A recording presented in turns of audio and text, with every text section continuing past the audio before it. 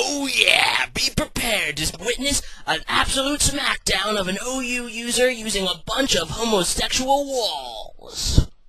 Oh yeah, the question of the day is, what is your favorite soda? I like Mountain Dew Code Red because it's effing epic. And here's a battle with Diamond, and normally I don't post battles that are just this domination, but I really like this battle because he's using a bunch of the most annoying Pokemon known to man. All OU gayness. So, he leads with a Fortress, I do with an Alakazam, I go for a Focus Blast because it's a Specs and it should damage Fortress, but he goes into a homosexual Blissey. And he decides to go for the Seismic Toss, so I go into Machamp. So I'm going to obviously Dynamic Punch, he predicts that quite well and goes into Dusk Noir as I Dynamic Punch, and that does nothing because he's using a team full of the gayest walls known to man, except for one. He's using one non-wall, I believe, if I remember correctly. So I go for the Stone Edge, because I'm not too afraid of being Will-O-Wisped, but he actually goes for the Trick Room, because he has a bunch of slow, useless, dumb, homosexual walls. So he actually does Will-O-Wisp me now, and I just Stone Edge for minuscule damage. And the reason I don't really mind being burned is because I have the Sleep Talk on this guy, so I'm just going to go to sleep to cure my burn.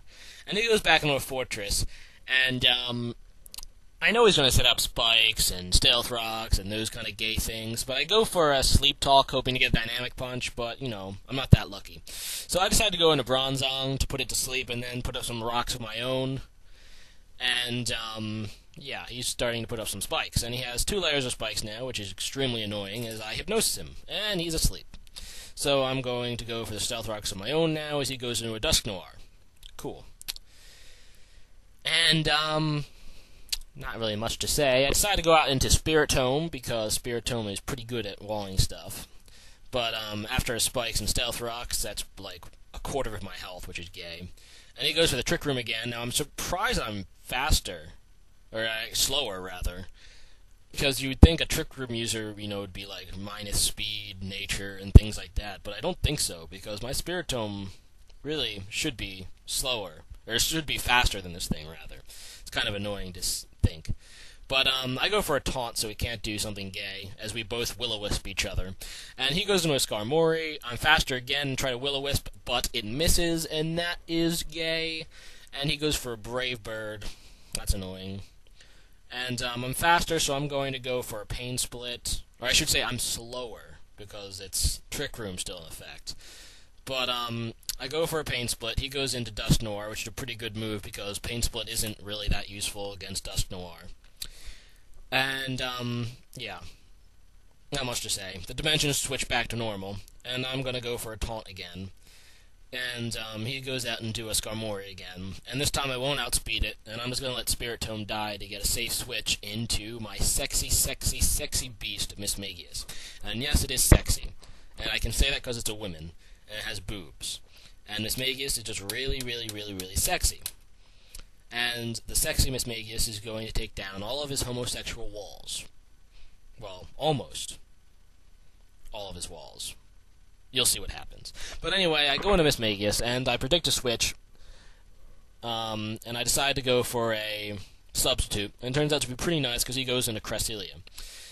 And, yeah, we're both going to go calm minding and stuff, so you can wait until 6 turns goes by until I get times 6 calms minds. And, yeah, not much to say here. I could go into gross details about how sexy Mismagius is and how homosexual Cresselia is, but, you know, I just really won't. I'll just let you watch the incredibly boring, calm minding. Maybe you should go get some popcorn while you're waiting for this to finish, but it might be done by the time it's over.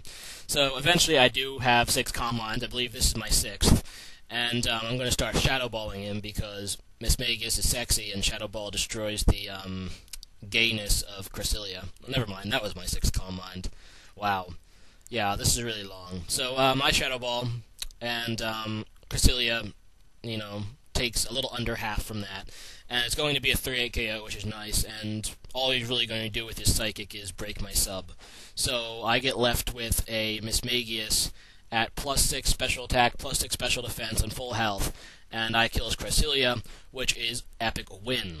and the rest of this battle is him trying to KO Mismagius. Yeah. So, this should be interesting. The UU Mismagius takes down a whole bunch of OU walls. So here's just actually one non-wall on his team, Gengar, and the only reason he would send it in is for Destiny Bond, so I predict that in substitute. Because I know the only reason he would send in a Gengar is to Destiny Bond me. So, I'm pretty much going to try to stall out his PP for Destiny Bond, and I know that his PP of Destiny Bond max out at 8, so I'm just counting how many Destiny Bonds he uses. And, he goes out in a Destinoir, and, that's whatever. And I'm going to go for the Shadow Ball, trying to KO it, but he predicts that and goes into the homosexual Blissey, which is a nice prediction on his part. So, yeah, okay, whatever. And I do have the Hidden Power Fighting, and that's what I'm going to use. And I'm thinking at +6 special attack, it should do a little more than it does. So this Blissey must have, like, max HP and, like, max special defense. Because, wow, I only did a little over half, and that's pretty bad for Mismagius. So I'm going to go for the Hidden Power Fighting again. I kind of predict a switch in a Dusknoir or Gengar, but I really had to go for the Hidden Power Fighting there, just in case he stayed in and decided to soft-boiled, because that would have sucked if I let him get that health back. So I will go for the Shadow Ball. That takes down the Dusknoir, and that's pretty cool. So he's going to go out in the Gengar again, and yeah, he's going to Destiny Bond as I try to Calm Mind. That's his 4th Destiny Bond there, and he's going to try to Shadow Ball me. And I know he's going to try to sneak in a Destiny Bond somewhere in here. So what I'm going to do is I'm going to just use Shadow Ball the next time he tries to Destiny Bond me. And that's pretty much my strategy here. So he does go for the Destiny Bond right now, and obviously I just Calm Mind to waste PP. And I'm going to go for the Shadow Ball here, because, yeah, I know that was his 5th. I don't know if he has a PP maxed, and I think he's going to predict, you know, just me PP stalling again. So that's pretty nice. I do take down the Gengar just by pretty much out-predicting him with Destiny Bonds and Shadow Ball, and that's pretty awesome. So he goes into Skarmory, and all he has left is Fortress and Blissey, so I'm going to take this out with Hidden Power Fighting, and he's going to run away. I guess that saves like 10 seconds of his time, whatever. So good game, Diamond. Rate, comment, subscribe, guys. Haha, I took down your team of OU gays.